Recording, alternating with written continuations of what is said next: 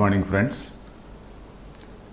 We are in the process of seeing the connection between the supreme reality, which we defined as existence, consciousness and infinitude, which has nothing to do with the universe, in the sense that the supreme consciousness is not directly the doer, it is not directly the creator.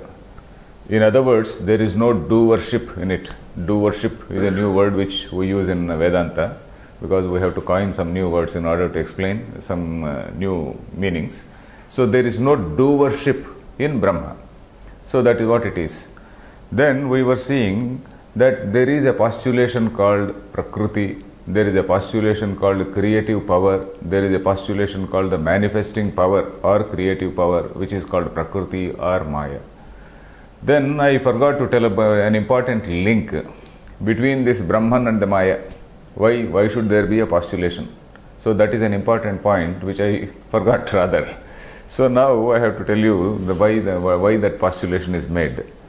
We saw that we have to define that supreme reality is something which is all pervading, which is of the nature of pure consciousness, which is existing everywhere.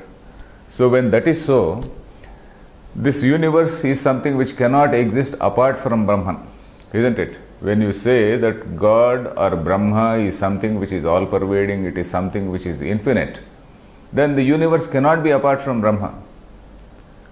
Suppose I say, I am different from Brahma, then what is it I am implying? I am implying that Brahma is a limited person, because I am separate. I am separate and Brahma is separate. When I am saying that Brahma or supreme reality is something different and I am different, I am implying that Brahma is something which is limited, but Brahma is not limited.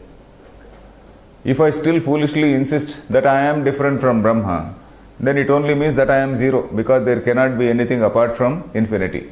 There cannot be anything apart from infinity, so I am zero. So logically or mathematically, it will show that I am that zero only. So, but then we have to account for this universe. How are you going to account for this universe? And if Brahma is infinity, then the world cannot be different from Brahma. Then how is it that the same Brahma is appearing as this, say, universe? So that is the point. There again, there are some theories, there are some postulates, there are some speculations that Brahma is something which changes into something else. And then yesterday in the last session, we were discussing that anything that changes is not something real. Anything that changes is not Sat. So Brahma is something which cannot change. Brahma, if it is changing, like milk becoming curd, that is called parinama, or a transformation. In Sanskrit we call it parinamavada. Parinama means a transformation, a change, a sort of chemical change, or it can be some sort of morphing type of thing. It is some sort of physical change, physical or chemical change which say happens in that particular entity called Brahma. If that is so, if we accept such speculation, then it will mean that Brahma is not something, Brahma is not something which is Sat or real. So the very definition of Brahma will be hit. The very definition of Brahma, that it is that existence supreme, that Satyam, that will be hit. So that is why we have to accept that Brahma, it is not some parinama. It is not some parinama or transformation which is taking place in Brahman. Then another point which we have to see is that we have discussed two words called material cause and intelligent cause. If pot is there, pot is made of clay, clay is the material, and the potter is the intelligent cause. So potter is different from the pot.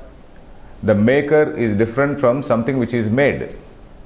So when that is so, and if you think that this universe is something which is independent, then you are hitting the very definition of Brahma. You are hitting the very definition of Brahma.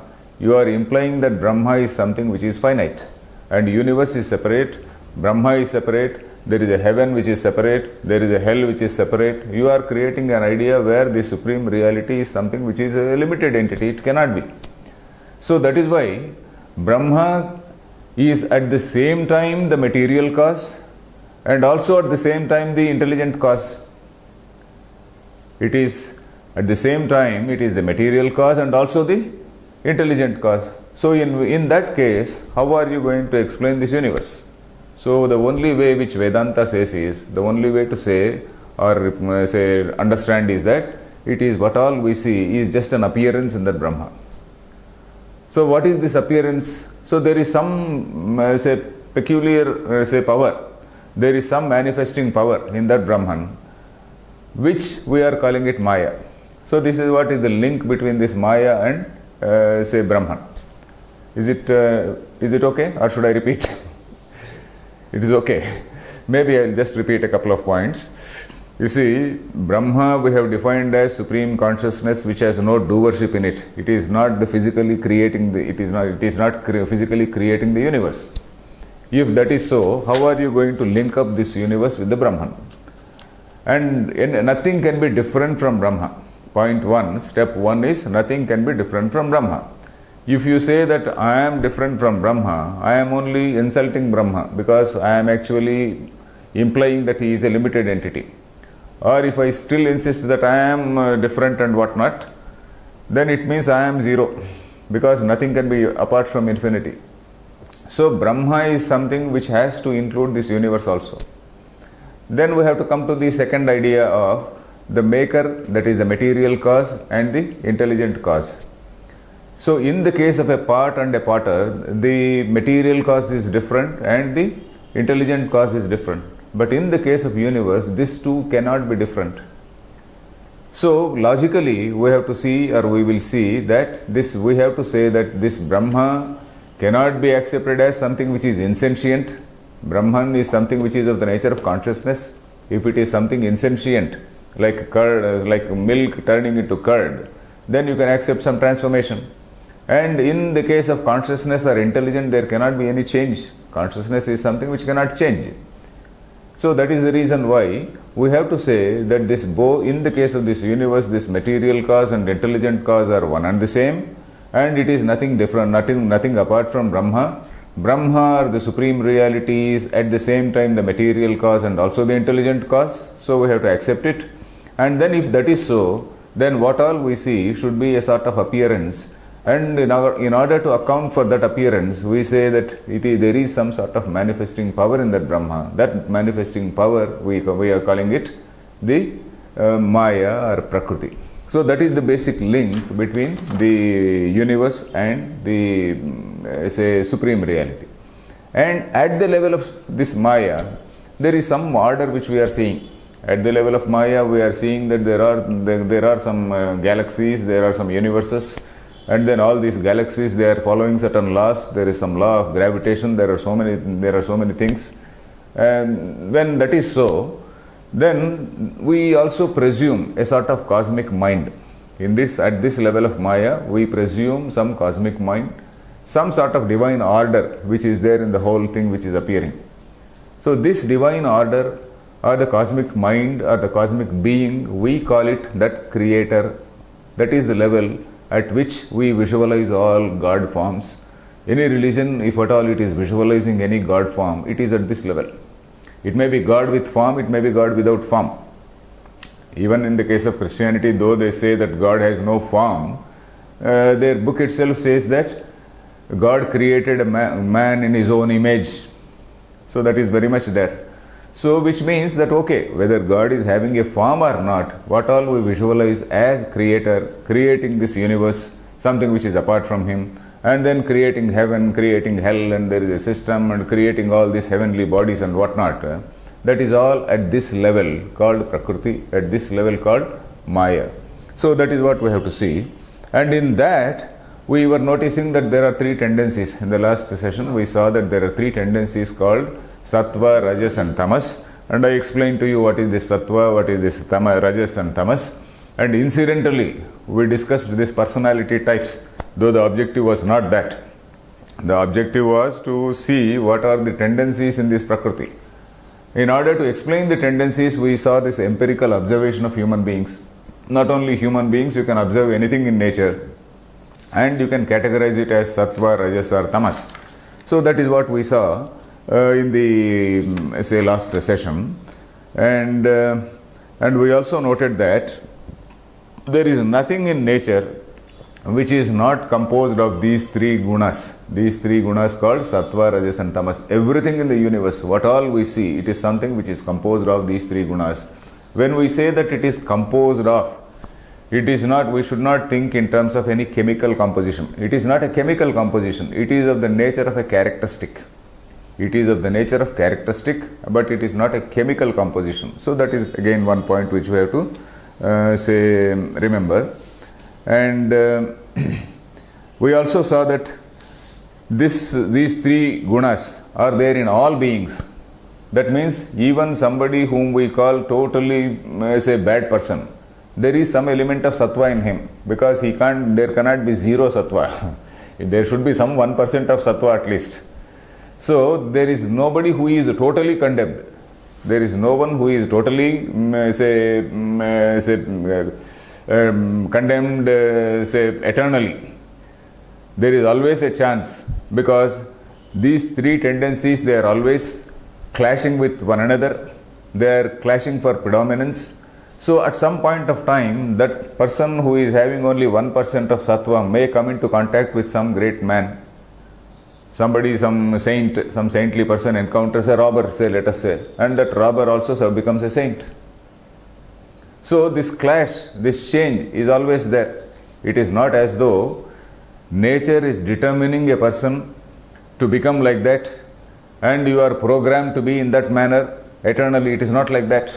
There is always an impact. These gunas, they keep on interacting, impacting on one another and then influencing the personality. So this is what we saw in the last class.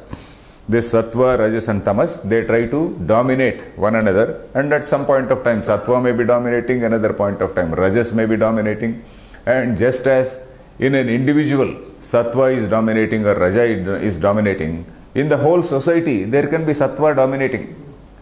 In the whole society there can be rajas dominating. It depends on the collective intelligence of the people. Nowadays, with the influence of media and whatnot, all our minds are trained to think in a particular way. So there can be a society where there is order, there is peacefulness, and then there is peace, and then there is calmness, quietness, and then their religious teachers and also the intellectuals, they are preaching some humility and nice virtues. There may be some other society which is preaching violence. There may be some society which is preaching domination.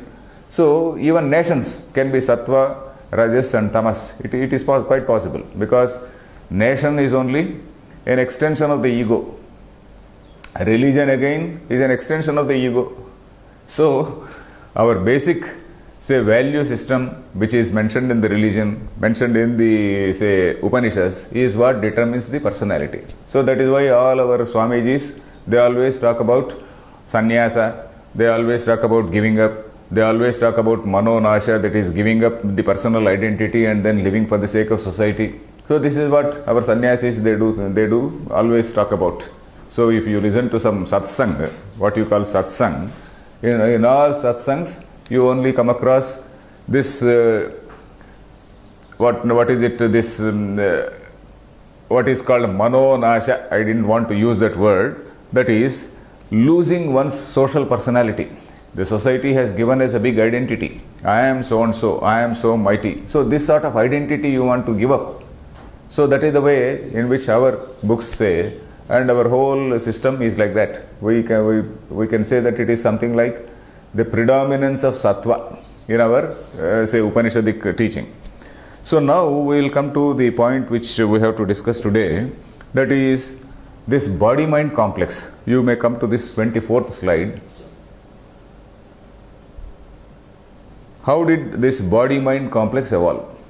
So when we are saying that these three gunas, the sattva, rajas and tamas, are responsible for the whole creation, then what is it we are seeing? Say suppose I see a tree, I see some rock, I see some other thing, and I also see myself. I am having this indriyas, the five sense organs, and I am also having the mind. So how is this body-mind complex? How did this evolve? So that is the question. So what the Upanishad says is, if we recall what we have seen earlier, We have seen earlier that the living being is made of annam. In one of the earlier slides, I said Akasha Dvayuhu Vayoragnihi. From that space, from that eternal being, the first appearance was space, and from space some air, and then from air fire, water, earth, and then plant kingdom, and then plant kingdom became the food for the living beings, and the living being, not only human being, a living being, they have come out of food only. So that is what we have seen.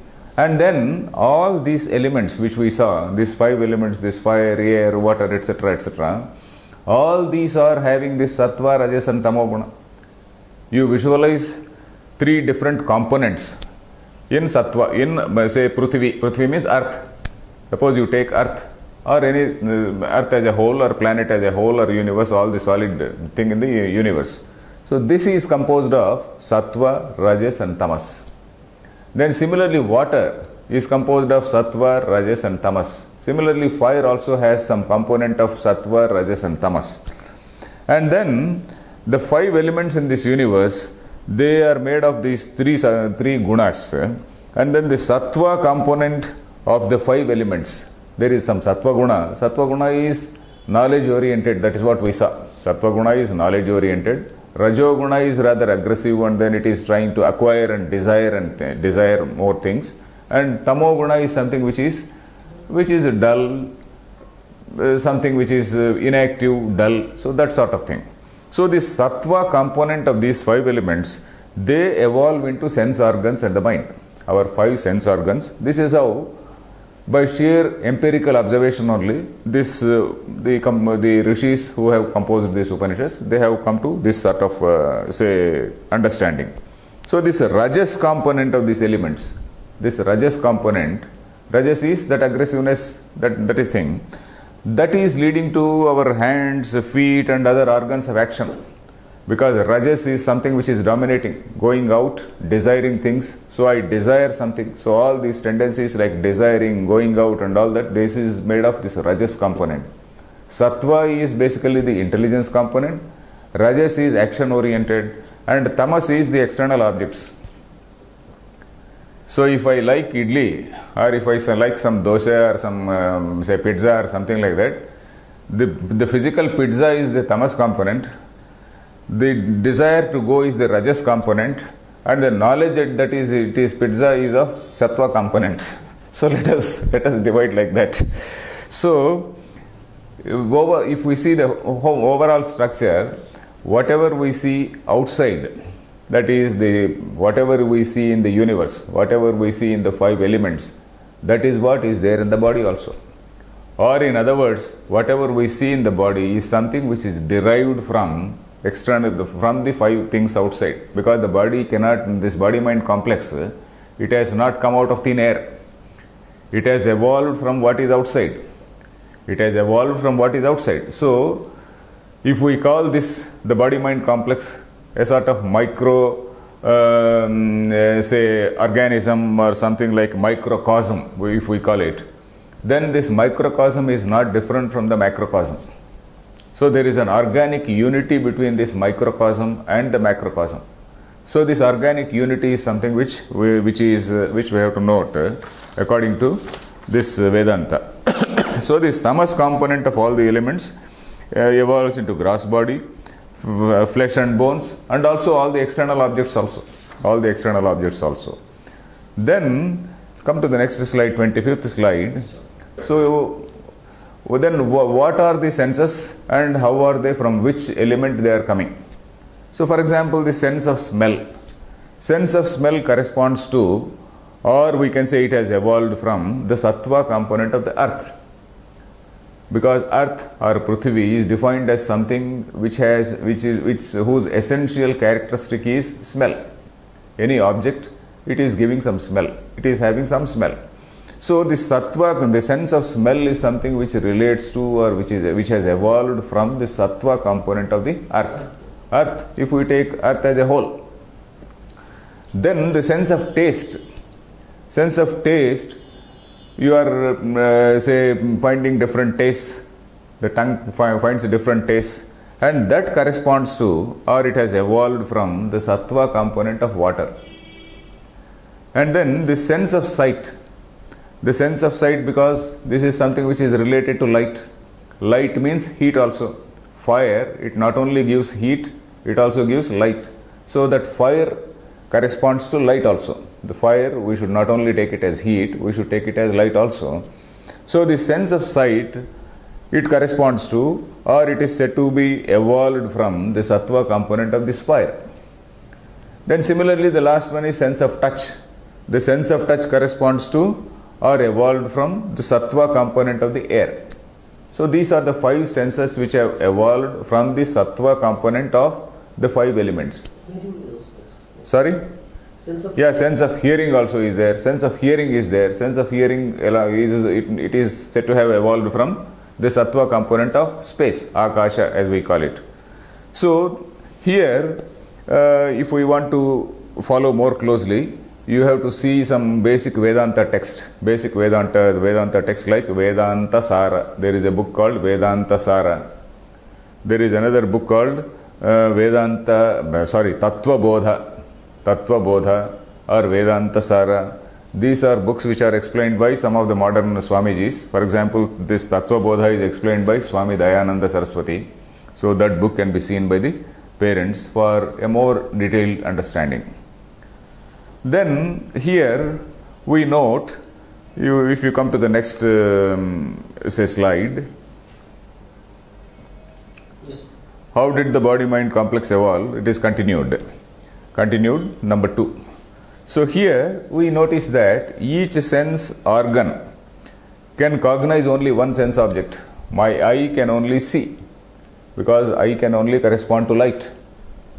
And my nose, it cannot see. My nose can only smell. My skin, it cannot see. It can only feel the touch.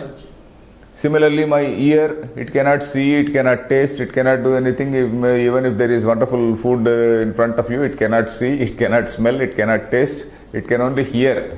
If your wife says that food is ready, it can only hear. So this ear is something which can only hear. So each sense can only respond to one sense object. It cannot respond to other sense objects. But it is the mind which is coordinating all these, and then mind is responding to all the sense objects. Then how is it that the mind is formed? So the philosophers or the Vedanta has concluded that this mind is due to the collective sattva component of all the 5 elements. Individual sattva component, the sense organ is formed. There is a collective sattva component, the mind is formed. Collectively, all the 5 sattva components come together, the mind is formed, the human mind, not only human mind, but other minds also. And we do not know how the other minds function. We really do not know what is this extrasensory perception. Even this mind is something which is very limited. What we call mind is not absolute. It is not as though we are cognizing the whole light. It is not as though we are hearing the whole sound. It is not as though we are tasting everything. The mind, the eye can only see a particular bandwidth of light. The ear also can hear one particular bandwidth, say a few decibels, some bandwidth, those decibels within a bandwidth. So similarly taste, similarly smell and touch and all these things. So, and the mind also is the same. Whatever the sense organ presents, it takes, sorts out. It is something like a clearing house. Mind is something which sorts out all the information which is furnished by the senses. And we do not know what is this extrasensory perception. For example, bats are having extrasensory perception. And suppose you have an earthquake. If you have an earthquake, all our donkeys, they run fast. The donkeys, they know in advance, 1 hour in advance, a few hours in advance, and then they do keep running. All the animals keep running.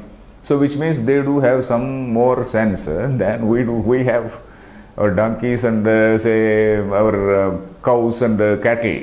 So these, they know. Sometimes the birds, they know early. And then they keep on, making noise, and then they move away. So like that, there is some extrasensory perception which they have, and then we do not have. So, but anyway, this mind is something which has evolved from the collective sattva component of the 5 elements.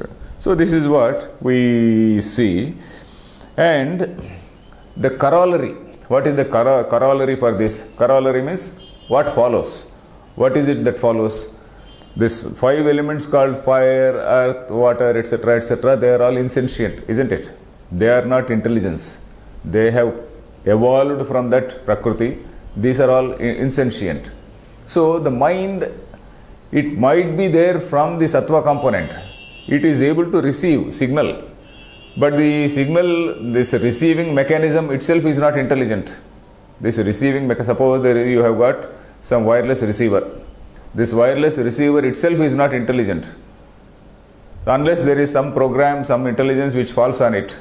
So something like that, the mind which is made of the collective component, sattva component of all these 5 elements, it is also said to be insentient. Of course, there is a debate within the framework of Hinduism. There are some groups which say that intelligence is something which is formed, or intelligence which is something which is produced in the mind. And there are some people who say that intelligence is not produced in the mind. Mind is only something like a receptacle. We will come to the next slide to see that. So the Upanishads really say that the mind is only a sort of receptacle or some sort of reflecting medium. Why do they say that? Because mind is something which is derived from the 5 elements, and the 5 elements are Jada. 5 elements are not Brahma. If you say that this mind is intelligent, then you are accepting another intelligence which is apart from Brahman. There cannot be 2 intelligences, there can be only one intelligence. Only one intelligence which is shining on some dot which is called the individual. This individual mind is something like a small dot in which that particular, the supreme consciousness is shining. So what we say, or what the Upanishads say, is that mind is only a small receptacle. And for this we have seen the example of this, say, room space, this house space and the external space. This room space can be compared to the Antahkarana, the mind of the individual. And then the house space, or more, suppose there is a huge hall. So that hall space, it can be compared to that Ishvara. Then the vast space, it has to be, it can be compared, it is comparable to that Brahman consciousness. Or similarly the ocean. The ocean itself is an ocean of consciousness. Brahman can be called an ocean of consciousness. A huge wave developing that notion of individuality. It can be called that Ishvara or the cosmic being. And we are something like small drops or bubbles. So that bubble consciousness is consciousness. That wave consciousness also is consciousness. Ocean consciousness also is consciousness. There cannot be any differentiation in that consciousness. So similarly, here again, intelligence is something which cannot be, this thing which is something which cannot be differentiated. So that is why we say that mind is only a receptacle. Intelligence is not something which is produced there. Then another point is, the real essence of all living beings is consciousness. Whether you are an ant or a dinosaur or an elephant or something like a superhuman, say some Superman, the basic intelligence, the reality of the individual or the reality of the being is that it is not different from that supreme consciousness. The real nature. Really, if I say, what am I? Who am I? This is a very big question. We are not going into that because it will be very confusing. What am I? The very I notion, the I is something that cannot be negated. I can never say that I don't exist. So that I is something which is of the nature of consciousness, and that consciousness is the thing which is the essence of all beings. The body-mind complex may be there, but body-mind complex is not the thing in which intelligence is produced. Intelligence is something like electricity which is passing through different materials. When electricity is passing through different materials, we are able to see this light. The light may be there, but then when electricity is not there, it is not shining. So similarly, the mic is not working when the electricity is not there. So this mind is something like a gadget in which this electricity is, it passes and then it shows its presence. Electricity shows its presence in this gadget. So similarly, mind is a gadget in which Brahman or Supreme Reality shows its presence. So that is what Vedanta says, and that is why the wise person sees unity in all beings. So this fifth chapter, he sees Brahman in all beings, Shunichaiva Shvapakecha, Panditas Samadarshinaha, in all beings, whatever in the whole universe around him, whether it is a dog or a dog eater or whether it is supposed to be noble thing socially. In this social value system, we may consider somebody great, somebody as something small. But in the case of a jnani, there is nothing great, there is nothing small. He sees everything as Brahman. So that is the type of vision which a jnani or a realized person gets. So this is what is in brief about this body-mind complex. If you want to see more, you will have to go to some Vedantic text, as I said, some Tattva Bodha, and then listen to the talks by Swami Paramarthananda or Swami Dayananda Saraswati or some other Swamiji like that. So we will stop here, and in the next class, next session, we will see about what religion says about God and how we have to reconcile with what Vedanta says. How these things are reconciled in our Vedanta, that also we will see. Thank you.